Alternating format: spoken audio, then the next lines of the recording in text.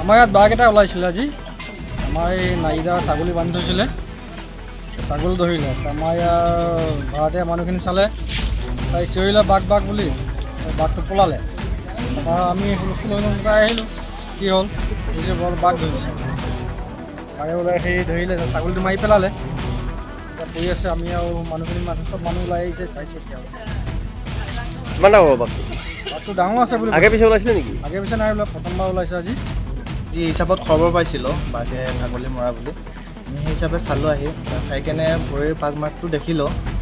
পাক মাৰ্কটো এতিয়া দেখি কেনে বাঘৰ যেনে লাগিছে। আৰু বাঘৰ যেতিয়া আমি লিওপাৰ্ডৰ ফটো এটা দেখুৱালোঁ মানে মানুহজনক, যোনজনে দেখিছে সেইজনক দেখুৱাৰ পিছত সেইজনে কৈছে যে হয় এইটো এই ঠিক লিওপাৰ্ডে হয় মানে। আৰু তেনেকৈ এতিয়া জংঘলটো আছে আশে পাশে।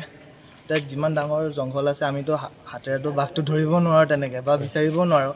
এতিয়া পিঞ্জৰা পাতিব লাগিব, তাৰ কাৰণে ছাৰৰ লগত কথা পাতি কেনে পিঞ্জৰা ব্যৱস্থা কৰিব লাগিব, ইয়াত পাতিব লাগিব। আৰু তাৰপিছত জেগাটো নিৰীক্ষণ কৰি লৈছোঁ মানে, ক'ত কেনেকৈ পাতিব লাগিব, কি গোটেইখিনি চাই ল'ব লাগিব। এতিয়া লগে লগেতো আমি গোটেইখিনি কাম কৰিব নোৱাৰোঁ।